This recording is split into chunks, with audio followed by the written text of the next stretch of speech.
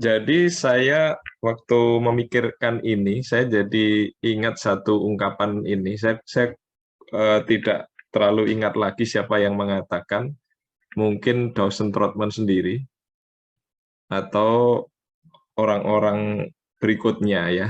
Dawson Trotman adalah bapak navigator, orang pertama yang apa namanya memunculkan atau ya membuat pemuritan navigator ini ada di Amerika.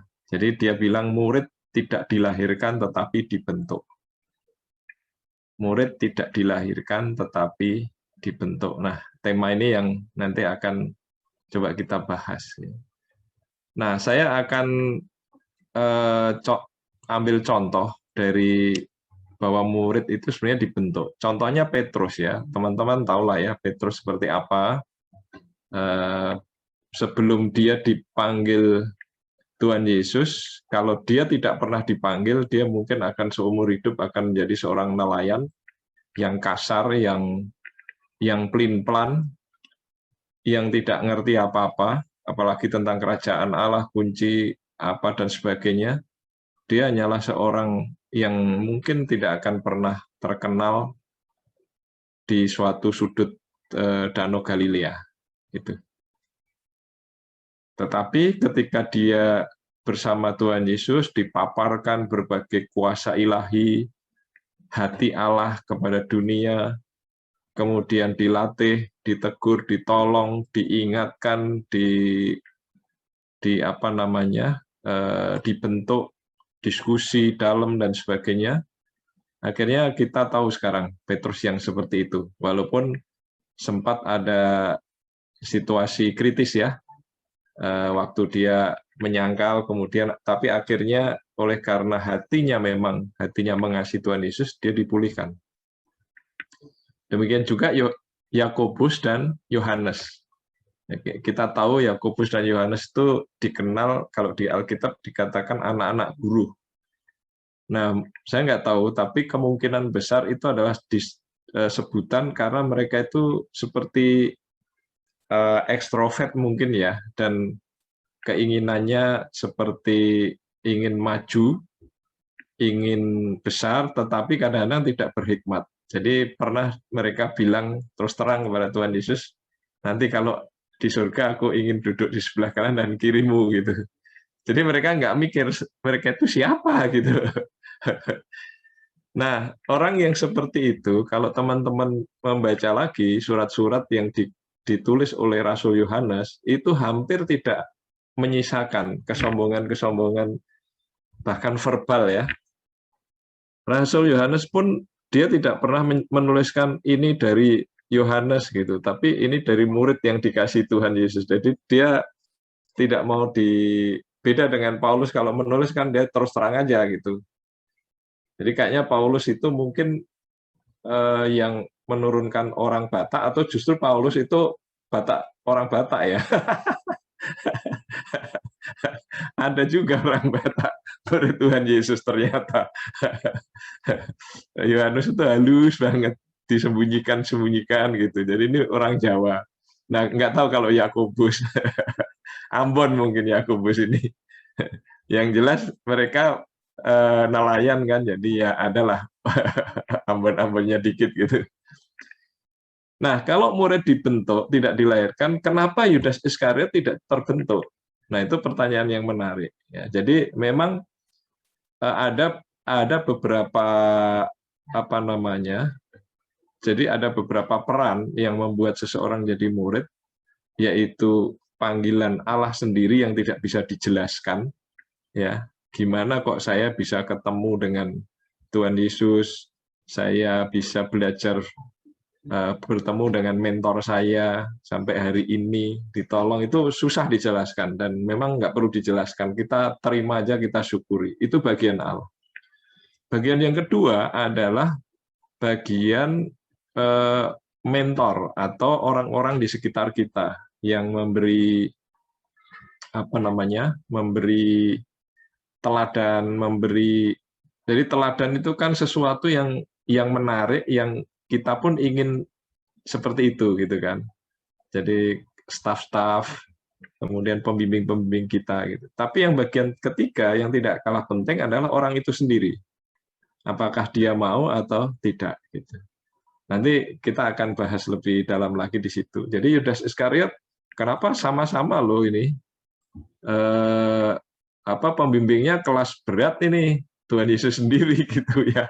Kalau saya dibimbing Tuhan Yesus,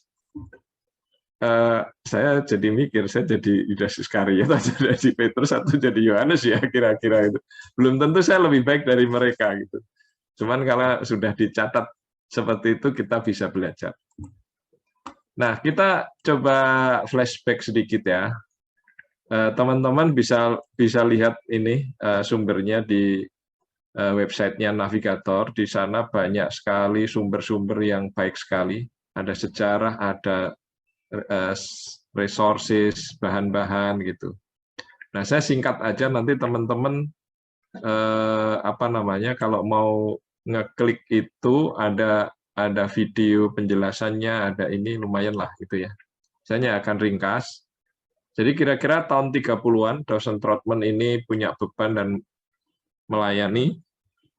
Nah, sebetulnya dia ini adalah seorang yang hatinya untuk jiwa-jiwa itu tinggi banget gitu. Jadi dia mengajar sekolah minggu, menolong anak-anak remaja itu bagaimana supaya mereka percaya kepada Tuhan Yesus, tapi juga bertumbuh gitu. Jadi sejak dia remaja, sejak pemuda itu dia selalu ingin menolong orang lain, jiwa-jiwa, supaya datang kepada Kristus.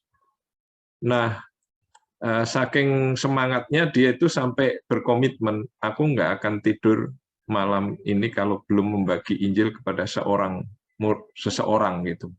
Nah ini konteksnya Amerika ya teman-teman ya. Jadi Amerika itu kalau kita ngomong tentang Injil langsung ya paling-paling diketawain atau apa gitu. Tapi nggak ada dilempari batu gitu nggak gitu. Jadi ini jangan langsung mentah-mentah ditiru. Aku nggak akan tidur kalau aku nggak bisa membagi Injil. Ya mungkin tidak bisa tidak tidur sebulan gitu. Ya. Jadi suatu kali dia tuh sering gini, nginjili orang gitu. Terus kemudian orang itu mengaku percaya. Dan karena begitu banyaknya, dia suatu kali ketemu orang yang sama gitu. Orang yang sama diinjili lagi, terima Tuhan Yesus lagi gitu. Jadi dia pikir loh, terus gimana apa artinya kemarin itu gitu. Jadi dia berpikir keras, lalu muncullah istilah follow up itu. Suatu upaya untuk menolong seseorang bagaimana setelah dia percaya itu tidak terombang-ambing, lalu nggak jelas lagi begitu ini ketemu lagi, dia terima Kristus lagi. Nah, kayaknya untuk kita ya mungkin nggak tahu beberapa ya kawan apakah pernah pergi ke KKR dan maju berkali-kali. Nah, itu saya pernah itu. Sebelum ketemu dengan navigator diteguhkan, saya itu sudah pernah sih mengakui saya percaya, tapi setelah itu kan saya berbuat dosa lagi gitu. Jadi ada KKR lagi ya lumayanlah daripada nanti saya nggak masuk surga, mending saya terima Kristus 2 kali gitu loh. Jadi kalau dihitung mungkin nama saya ada 2-3 kali di surga. Jadi nanti kalau ada nama fiktif ternyata Rudi sudah terima Kristus oleh pendeta A, pendeta B, pendeta C, mereka melaporkan sama Tuhan semua gitu. Ternyata ada yang fiktif karena saya sudah percaya. Nah, jadi itulah muncul follow up, lalu dia berpikir terus bagaimana supaya follow up ini mudah dan orang-orang yang di follow up ini terus bertumbuh, akhirnya juga menjadi orang-orang yang bisa seperti dia gitu. Jadi dia mencari pola yang mudah untuk diterapkan lagi. Jadi munculnya TMS, kartu-kartu topical memories topical memory system itu adalah karena waktu itu kan yang ditolong adalah para prajurit Angkatan Laut. Jadi mereka ada saku di sini gitu. Kalau prajurit itu kan nggak sempat macam-macam toh. Nah itu ayat-ayat itu ditulis di situ lalu kemudian dimasukkan saku. Jadi kapanpun mereka, dimanapun mereka bisa itu. Dan pola-pola itu berkembang dan kemudian dia ya beberapa akhirnya seperti ilustrasi tangan dan lain-lainnya. Nah, singkat cerita, dia tinggal di pantai barat Amerika yang langsung di pantai ya.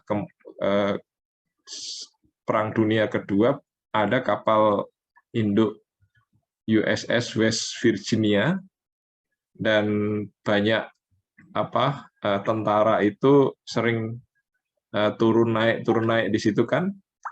Nah, salah satunya ketemulah dengan Dawson Trotman dan ditolong. Yang itu namanya Les Spencer. Saya rasa teman-teman sudah sebagian besar mungkin sudah pernah membaca.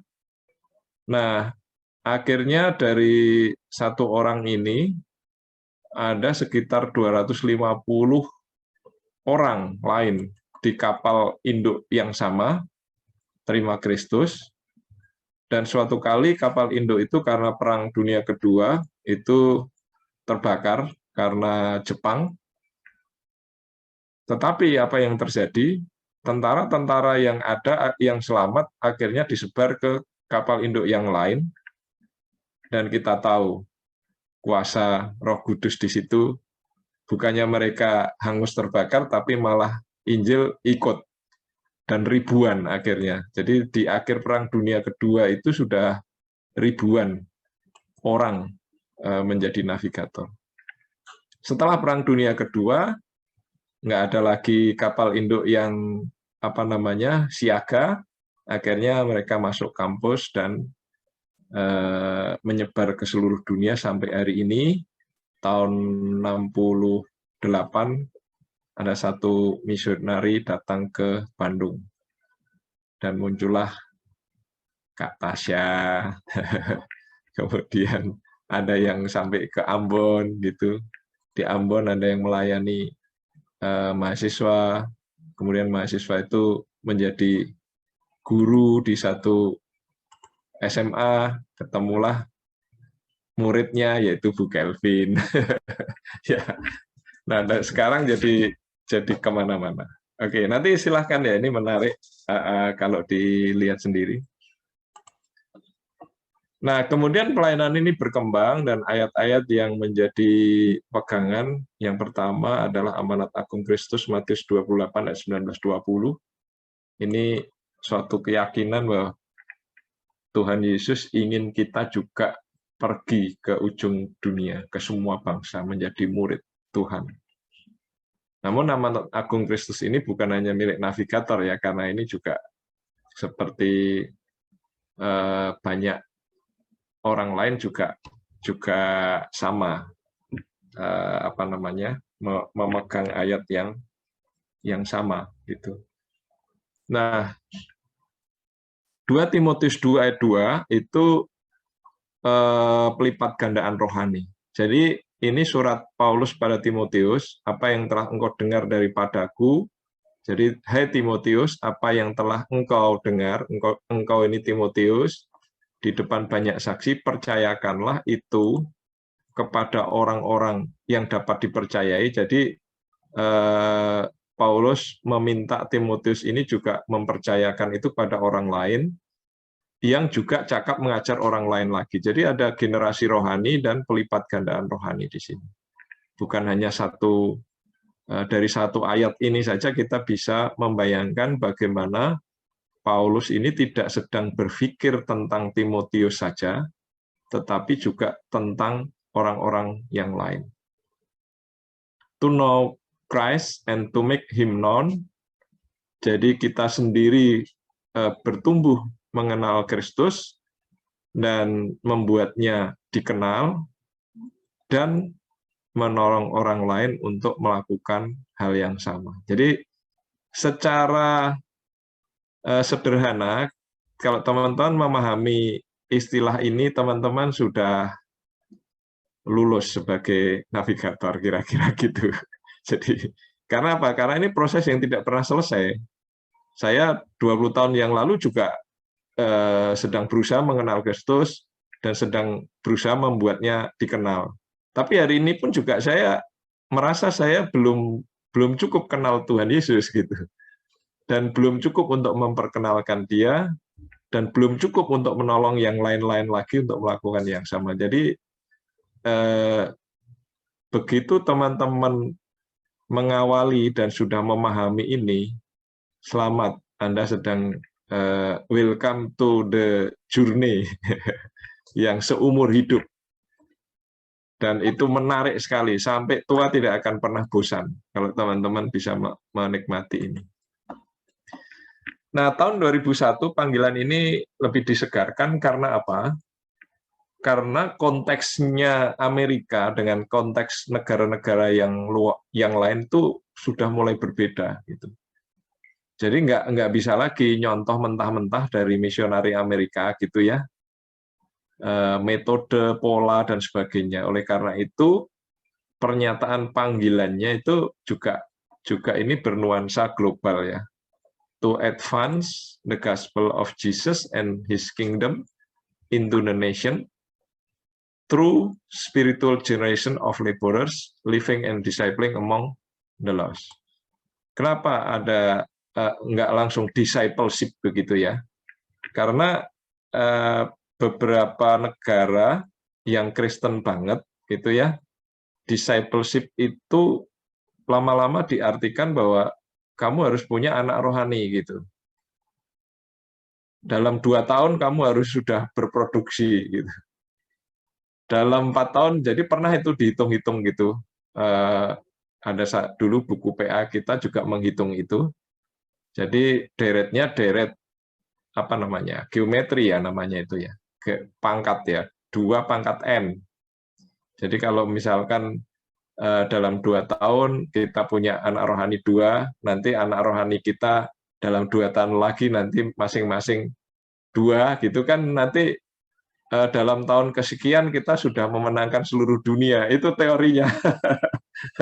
Ternyata membimbing orang itu tidak segampang teori itu, karena ya itu tadi, Tuhan Yesus saja sama Yudas Iskariot setengah mati, ditunggu-tunggu pun juga akhirnya malah gantung diri gitu kan. Jadi pemuritan ini tidak bisa dirumuskan dengan satu rumus matematika, tetapi ya intinya kita bekerja, kita melakukan, Tuhan yang membuahkan. Ada 2 hal. Yang pertama adalah hati yang berbelas kasihan untuk advance the gospel. Ini yang penting. Jadi kita tidak sedang membangun sebuah kerajaan pemuritan navigator. Tidak itu. Yang kita sedang pikirkan adalah bagaimana supaya orang-orang ini diselamatkan oleh Injil. Itu yang pertama-tama harus ada di dalam pikiran kita sebagai seorang pekerja navigator. Nah, tapi yang kedua adalah cara yang kita tempuh adalah dengan memuridkan, menolong, supaya ada pekerja-pekerja dari generasi ke generasi. Jadi kita tidak akan memakai cara mungkin KKR gitu ya. Ya kalau ada kesempatan ya kita pakai. Saya juga pernah dulu diundang di gereja saya. Kebetulan desa saya itu satu desa itu Kristen semua. Jadi waktu itu pemudanya bikin Natalan, depan gereja itu lapangan bola. Jadi Natalannya tidak di dalam gereja, tapi di depan gereja bikin panggung, dan di lapangan bola itu mereka peserta di situ dan termasuk orang-orang di sekitarnya. Jadi saya disuruh khotbah di panggung itu. Ya saya pakailah untuk penginjilan gitu. Nggak tahu mereka berapa yang bertobat. Tapi kita yakin bahwa keunikan kita tidak di situ. Ya, kita ingin terus memuridkan seseorang, menolong mereka sampai mereka mengerti bahwa diri mereka adalah bagian mata rantai dari generasi berikutnya dan seterusnya. Ya. Nah, saya ingin sedikit mengulas kembali secara singkat. Jadi kalau bagi saya itu karena kalau membaca Alkitab begitu banyaknya kadang-kadang kan pusing ya gitu ya. Saya itu suka untuk membuat gambar-gambar yang sederhana gitu ya. Jadi bagi saya tujuan Allah itu sederhana banget ya. Diawali dengan dia menciptakan manusia menurut gambar dan rupa Allah, dan diakhiri juga nanti ya dia ingin bahwa anak-anaknya yang tersesat ini kembali lagi ke Taman Eden yang baru, tetapi bukan hanya kembali saja gitu, kembali dengan kualitas yang sama dengan Adam dan Hawa dulu gitu. Jadi rangkuman saya, maksud Allah itu ya ini aja, dari Eden kembali ke Eden. Nah, misalkan Maleakhi pasal 2, jadi Tuhan itu dalam dia menegur umat Israel mengatakan bahwa pernikahan kalian itu sebenarnya untuk apa gitu loh. Kalian aku lindungi sebagai satu bangsa, aku percayai, kasih janji dan sebagainya untuk apa gitu. Yaitu untuk keturunan ilahi, bukan kalian Israel jasmani itu yang kucari, bukan itu gitu. Tapi keturunan ilahi. Jadi teman-teman dari ini semua, lalu Yohanes 17:20 itu kan Tuhan Yesus berdoa untuk murid-muridnya yang bukan sanak, bukan kadang kalau orang Jawa ya, bukan marga, bukan boru. Apa artinya kalau ya, bukan keluarga, bukan family, nggak ada keturunan garis darah, tetapi karena memang yang dipikirkan Allah itu bukan jasmani ini sebetulnya, tetapi adalah ilahi. Jadi Tuhan Yesus akhirnya mempraktekkan sendiri bagaimana keturunan ilahi yang bukan dari keturunan jasmani itu pun juga memenuhi apa yang dirindukan Allah di Kejadian pasal 1.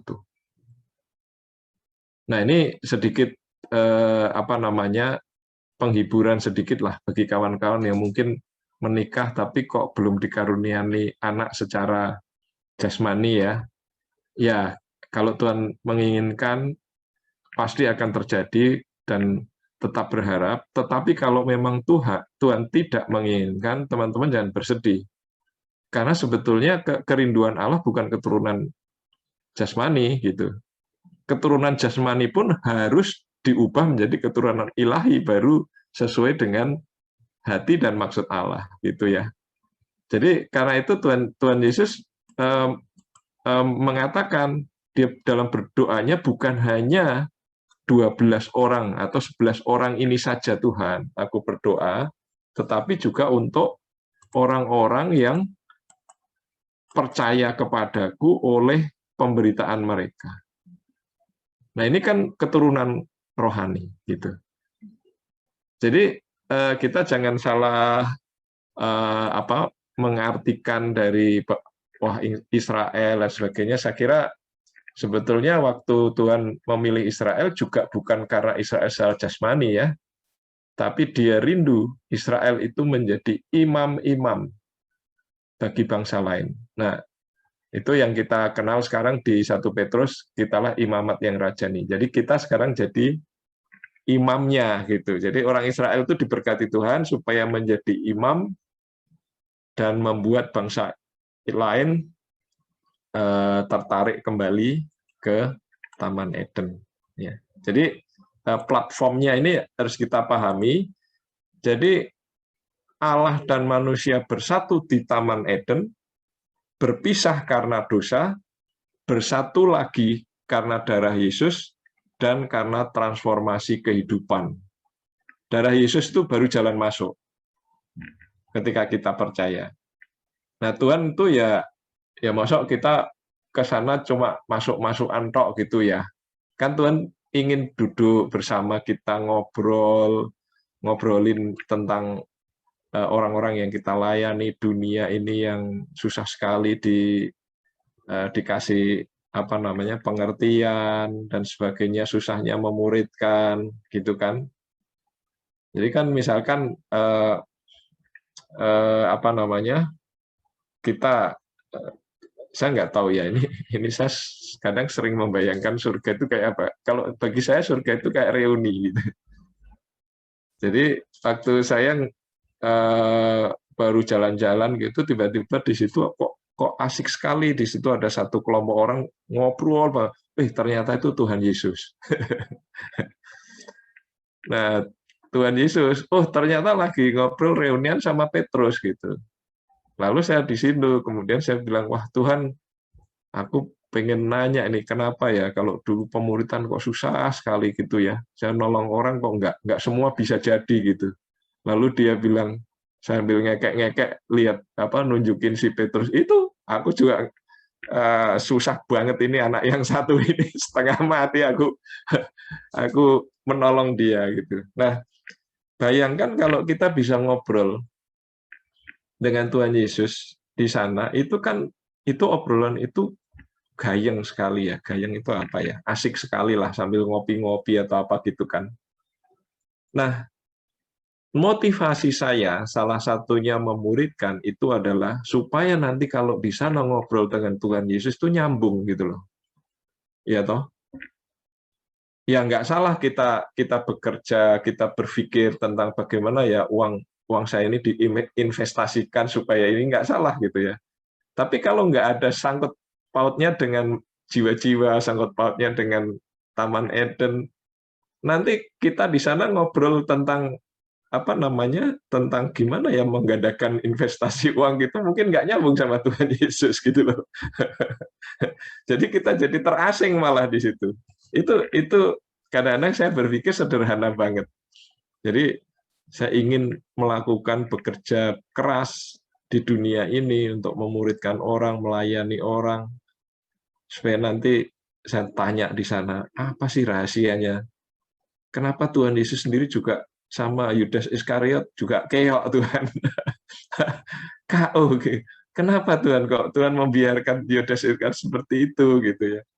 Jadi itu menarik gitu. Ya kalau nggak sama Tuhan Yesus ya minimal sama Petrus lah gitu ya. Mungkin apa namanya levelnya kali kalau sama Tuhan Yesus agak terlalu atau ya dosen Trotman lah gitu minimal agak menghibur diri gitu ya. Nah, jadi teman-teman, pekerja itu adalah seorang yang memiliki belas kasihan dan oleh karena belas kasihannya itu dia melakukan sesuatu. Dia memikirkan sesuatu. Dia sedang mencari cara supaya domba-domba Allah ini yang banyak itu, yang lelah, terlantar, tidak bergembala itu, akhirnya menemukan dirinya, percaya diri, seperti Petrus yang dengan tegak di depan orang-orang pada waktu Pantekosta itu, dia bisa berani dengan tegak, Yesus inilah.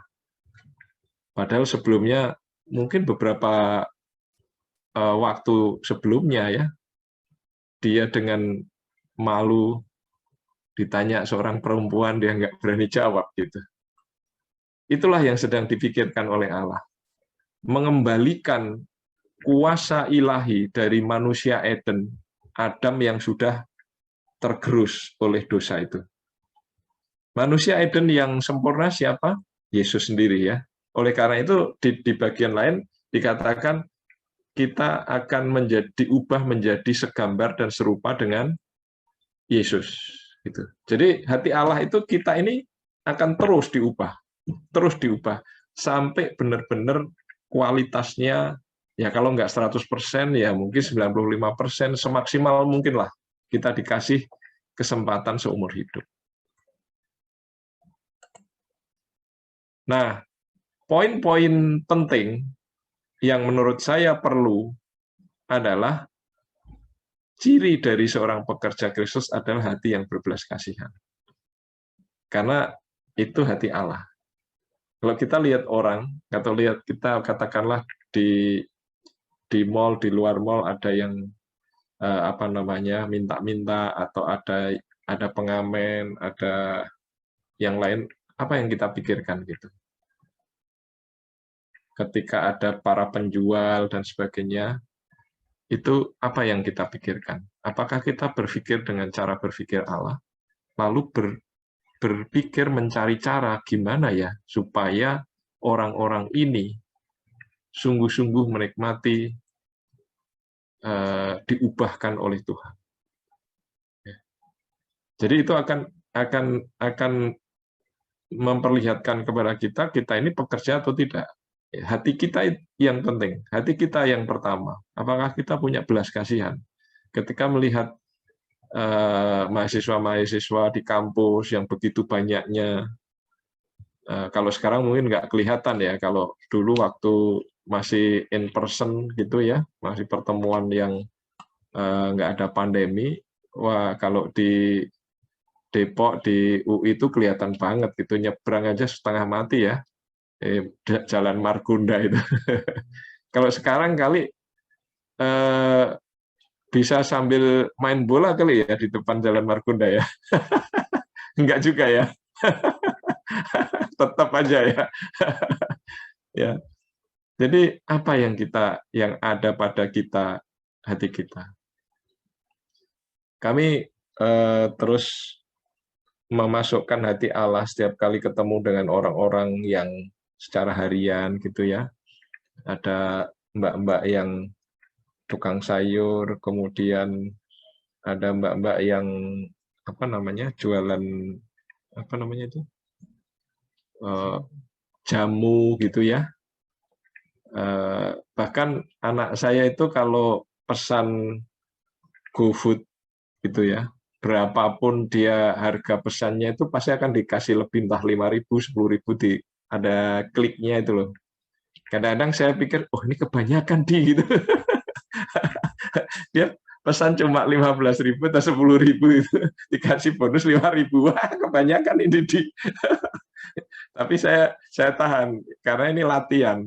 Dia melihat orang itu bukan karena hitung-hitungan, tetapi karena hati yang berbelas kasihan dari Allah. Nah, untuk sampai mempunyai hati yang berbelas kasihan, perlu diubahkan oleh Injil. Ini kuncinya gitu. Jadi kenapa Yudas dia tidak punya belas kasihan? Bahkan malah dia menjual loh, gurunya dijual. Dan seperti nggak ada kaitannya antara hati dia dengan hati Yesus, apalagi hati orang-orang yang lain gitu. Orang miskin aja dia bilang itu selalu akan ada gitu. Dia bilang begitu. Nggak ada hatinya belas kasihan. Karena apa? Dia sendiri tidak membuka hati untuk diubahkan oleh Injil. Nah, diubahkan oleh Injil sekali lagi ini suatu proses panjang ya. Jadi diawali dengan perjumpaan pertama kita, mungkin kita sebut itu seperti lahir baru atau penginjilan atau apa. Tapi intinya bukan hanya itu, diubahkan, transformasi gitu, sampai menjadi manusia Eden lagi. Nah, baru yang ketiga ini adalah upaya atau skill. Ketika dia sudah diubahkan, dia punya hati Allah. Nah, muncul yang ekspresi berikutnya adalah dalam mengelola hubungan-hubungan yang dia punya gitu. Apa yang dia lakukan terhadap hubungan-hubungan itu, baik ke dalam orang-orang yang bersama-sama dengan dia di dalam persekutuan maupun dengan orang luar gitu, hubungan-hubungannya. Itu akan kelihatan. Jadi kalau mau ini mungkin bisa dikatakan semacam kurikulum atau kualitas ya, kualitas yang harus ada secara sederhana. Apakah dia punya hati yang berbelas kasihan? Apakah dia sedang diubahkan oleh Injil? Apakah dia sedang melakukan upaya atau sedang terus bertumbuh di dalam skill-nya, di dalam hubungan-hubungan. Jadi ini pekerja bukan dihitung dari, oh dia sedang punya orang-orang yang dia layani gitu. Nah kadang-kadang ini menipu kita karena ketika di PMK sekarang semua dibagi, jadi kakak-kakak kelas itu melayani adik-adik kelasnya, gitu. Dan itu dihitung sebagai pekerja, gitu. Padahal mungkin banyak yang tidak punya belas kasihan hanya karena program, dan tidak jarang juga yang ternyata belum lahir baru, itu yang lebih parah. Ya ini sering saya dengar lah di beberapa kawan, kalau di Undip juga sama ya, dibagi kakak kelasnya, ini berarti kan adik-adiknya bahannya ini, terus dipantau gitu ya, sudah PA atau belum dan sebagainya. Nah, garis besar yang dulu pernah kita pelajari ya, mungkin kawan-kawan Yudis, Tasya, kemudian teman-teman yang lain mungkin pernah ya, ada proses pemuritan itu, bagaimana orang diinjili kalau istilah dulu ya. Sekarang istilah itu tuh agak apa ya, seperti nuansanya kayak FPI-nya orang Kristen gitu ya. Jadi kita ubah dikit lah, berbagi IKA gitu. Karena bagi beberapa golongan Kristen sendiri itu kayak apa ya, kayak kurang nyaman gitu ya. Oke lah kita berbagi IKA. Gitu. Intinya orang itu percaya. Lalu setelah percaya maka ditolong terus sampai kepercayaan dia itu teguh dan kita sebut itu murid. Nah, istilah-istilah ini sebetulnya tidak usah terlalu menjadi apa namanya, perlu dipegang erat ya, tetapi intinya aja gitu. Murid itu ya seorang yang tidak lagi terombang-ambing dalam hal yang dasar-dasar keyakinan keselamatan, hal doa dan sebagainya. Tetapi ini intinya bahwa orang itu masih menikmatinya itu di dalam dirinya gitu ya. Tetapi ketika dia apa namanya, kemudian punya hati tadi, maka dia sudah menjadi seorang pekerja apapun situasinya, termasuk bagi saya orang gila dari Gerasa itu adalah pekerja, ya kan?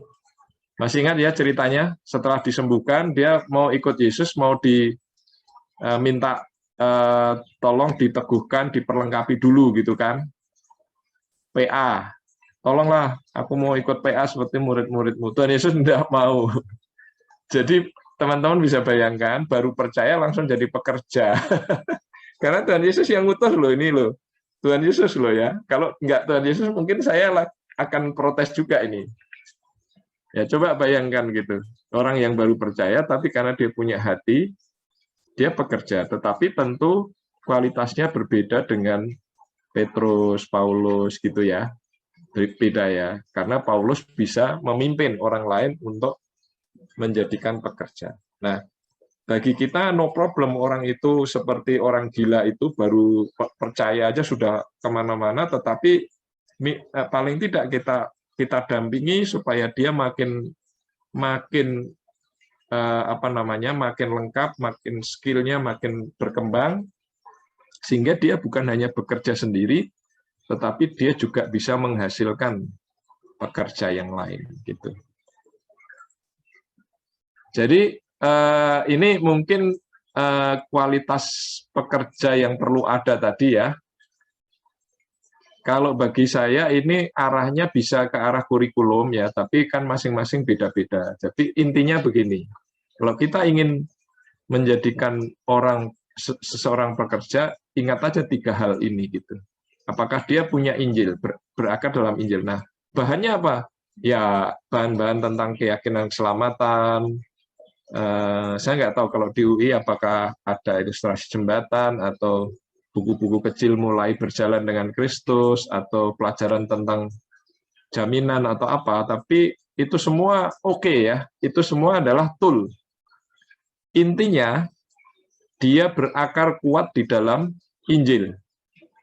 Jadi kalau ada orang lain ngobor-ngobori yang lain, dia sudah kuat pokoknya. Pokoknya aku Yesus, Yesus, Yesus gitu, titik. Yesus, Yesus, Yesus, titik gitu.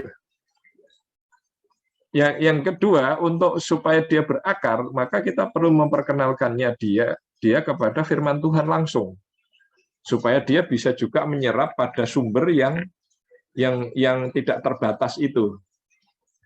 Jadi firman Tuhan itu tadinya mulai berbicara hal-hal umum, lama-lama mulai bicara tentang pribadi, bahkan janji-janji yang biasa dia pegang untuk kehidupan dia.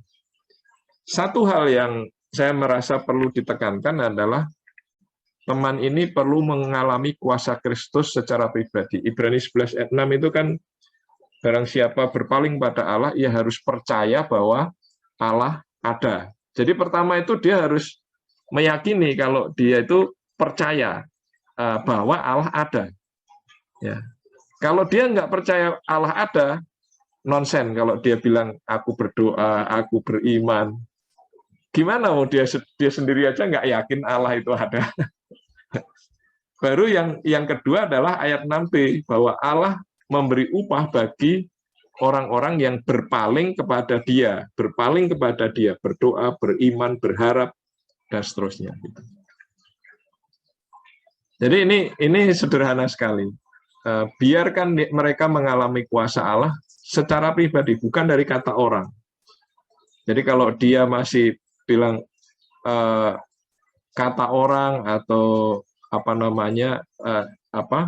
hal-hal yang dia bagikan itu bukan saya, tetapi itu suatu kutipan dari mana, teman-teman perlu warning. Ini kayaknya perlu benar-benar mengalami sendiri kuasa Kristus, berakar di dalam Kristus.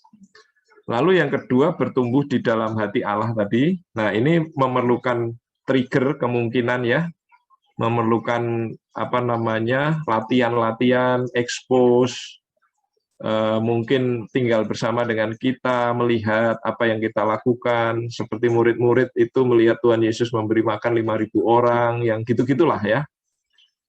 Nah, kemudian setelah itu bertumbuh di dalam hubungan, bertumbuh dalam keterampilan atau skill dalam hubungan. Jadi ketika seseorang baru mulai melayani pendekatan, itu titik kritis itu, karena kadang-kadang jangan kita berpikir bahwa setiap orang bisa ya. Jadi tolonglah didampingi bagaimana supaya dia memulai. Nah, 3 hal ini bisa kita ulang-ulang dan toolnya bisa macam-macam. Kalau kami di Semarang, kita ada bahan PA itu buku 1, buku 2, buku 3. Kita ringkas itu dari pola pemuritan yang buku 6 yang zaman dulu sampai 6 tahun lah kira-kira orang PA kira-kira gitu. Ya 2 tahun, 3 tahun lah gitu, nggak sampai 6 tahun sih Mas. 2 tahunan gitu, yang 1 tahun nggak cukup loh yang buku 6 itu. Jadi 2 tahun kira-kira, tapi itu kuliah yang bisa 7-8 tahun tergantung orang itu mau kuliah berapa lama waktu itu ya. Zaman saya masih dikasih waktu 14 tahun. 7 kali 2. Saya cukup 6,5 tahun aja. Jadi dengan predikat sangat memuaskan. Puas sekali kuliahnya. Oke, nanti kita bisa tanya jawab ya. Nah, tadi yang kenapa Yudas Iskariot kok tidak seperti Petrus? Ya ini, karena apa? Walaupun Injil itu sudah ditanamkan oleh Allah, kemudian ada banyak teladan, dorongan, tantangan, mentor tidak kurang-kurang, pembimbing, ya, peer, kawan-kawan, satu RTB dan sebagainya, seluruh Depok, Bogor, seluruh komunitas tidak kurang-kurang mengasihi dia, tapi kok nggak bertumbuh gitu ya. Kenapa? Karena orang itu sendiri tidak punya komitmen. Jadi kalau sudah seperti ini gimana? Ya kita nggak tahu ya, hanya Tuhan yang tahu. Bisa jadi harus sampai seperti si bungsu, menjual segala sesuatu, kemudian bangkrut, sudah habis-habisan baru pulang dengan hati yang baru, ya nggak tahu gitu ya. Tapi saya kadang-kadang gini, kalau sudah mentok gini, saya biasanya bilang kepada Tuhan, Tuhan, ini aku serahkan kepadamu supaya engkau latih. Nah, ini benar atau enggak, tapi saya pernah sudah kesulitan nolong satu teman gitu ya. Dia itu suka kadang-kadang pinjem motor gitu. Dia tidak punya SIM. Pokoknya asal ngawur gitu ya, minjem saja, kadang-kadang pergi tanpa pamit dan sebagainya. Udah kita ini. Semua sudah bingung semua, saya berdoa sama Tuhan begitu. Tuhan, aku serahkan. Tiba-tiba sore-sore dia pulang sambil terpincang-pincang karena jatuh sama motornya. Saya langsung bilang, loh Tuhan, ralat-ralat, tidak seperti ini maksudku berdoa.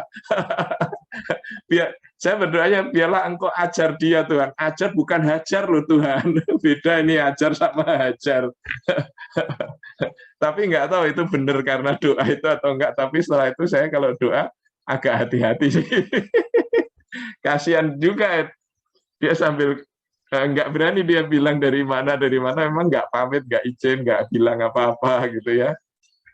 Pakai motornya siapa juga nggak tahu, padahal dia belum punya SIM gitu. Pulang-pulang lututnya luka semua. Kami juga hanya senyum-senyum aja, jatuh ini pasti orang ini. Ya, jadi ibaratnya ya, Injil itu seperti apa ya? Seperti ulat di mana itu akan berubah menjadi kepompong. Nah, kepompong ini akan berubah menjadi kupu-kupu. Ya. Sebelum orang ini menerima Injil, dia akan seperti ulat yang akan menghabiskan segala sesuatu, menghabiskan emosi, menghabiskan uang, seperti tidak merasa bahwa dia sedang seperti itu gitu ya. Kami lagi menghadapi satu teman yang seperti itu. Saya kadang-kadang betapa bodohnya dia seperti itu, kok nggak ngerti gitu. Padahal kita yang di luar itu, waduh gitu. Nah itu seperti ulat, dia nggak ngerti bahwa dia merugikan, makan terus gitu. Kalau dia tidak menerima Injil, dia akan merugikan banyak orang lain. Tapi begitu dia mulai Injil itu merasuk dalam hati dia akan berhenti dan kemudian menjadi kepompong. Tetapi kepompong ya hanya akan jadi kepompong kalau dia tidak mau terus berubah jadi kupu-kupu. Dia tidak akan ada gunanya ya cuma gitu aja itu. Hanya gitu ya, hampir gitu. Hampir gitu. Nah, Tuhan ingin kita berkembang jadi kupu-kupu yang itu akan yang indah. Jadi semua ulat pasti ingin jadi kupu-kupu gitu kan, membantu penyerbukan gitu, indah sekali, menjadi inspirasi dan lain-lain. Dan itu semua itu Kristus. Nah, mengapa pemuritan penting? Saya rasa itu tadi sudah saya bagikan, tapi ini ya, dari 1 Yohanes 1 ayat 1 ini aja yang saya ingin bagikan. Ini ayat yang saya senang sekali. Bu Kelvin, boleh tolong membacakan Bu Kelvin? Ini udah di slide ya, Pak? Ya, di slide itu ada. 1 Yohanes 1 ayat 1, apa yang telah ada sejak semula, yang telah kami dengar, yang telah kami lihat dengan mata kami, yang telah kami saksikan dan yang telah kami raba dengan tangan kami tentang firman hidup, itulah yang kami tuliskan kepada kamu. Kedua, ya. Hidup itu telah dinyatakan dan kami telah melihatnya, dan sekarang kami bersaksi dan memberitakan kepada kamu tentang hidup kekal yang ada bersama-sama dengan Bapa dan yang telah dinyatakan kepada kami. Ya, Jadi yang disebut firman hidup ini siapa? Yesus kan? Jadi Rasul Yohanes ini menulis bahwa Yesus itu adalah firman. Tapi firman yang hidup, yang bisa kami dengar. Jadi bukan hanya didengar, tetapi juga dilihat, disaksikan, bahkan diraba. Bisa diobok-obok hidupnya. Gitu. Jadi Yesus ini menjadi personifikasi dari firman yang tidak kelihatan. Gitu. Jadi dunia ini butuh seseorang untuk membuat firman itu hidup, gitu ya. Jadi misalkan kasih, aku mengasihi kamu, gitu. Kasih itu ya tinggal kata-kata aja, sampai benar-benar dinyatakan di dalam tindakan. Nah, oleh karena itu di dalam 1 Tesalonika 2 itu Paulus ini kita tidak usah bacakan ya. Nanti teman-teman lihat sendiri bahwa Paulus itu bukan hanya membagi Injil, artinya firman, tetapi dia juga hidupnya dia bagi. Dia memberi, dia menolong, dia mengasihi, seperti bapak, seperti ibu, dan seterusnya. Nah, yang terakhir, saya rasa it takes a whole village to raise a child. Ini peribahasa Afrika kalau nggak salah ya. Jadi menarik di Efesus 4 ini, daripadanya lah, dari Yesus, seluruh tubuh, itu rapi tersusun diikat oleh pelayanan semua bagiannya. Jadi tubuh Kristus itu dilayani, bertumbuh karena pelayanan semua bagiannya. Sesuai dengan kadar pekerjaan tiap-tiap anggota, menerima pertumbuhannya dan membangun dirinya dalam kasih. Jadi ini apa ya? Jadi bayangan gini, misalkan Kak Kelvin gitu ya, dalam konteks komunitas Depok, itu sumbangsih Kelvin itu membuat komunitas Depok di tubuh Kristus ini bertumbuh ya kan. Tetapi tubuh Kristus yang bertumbuh karena kontribusi dari masing-masing itu juga memberi pertumbuhan bagi Kelvin gitu loh.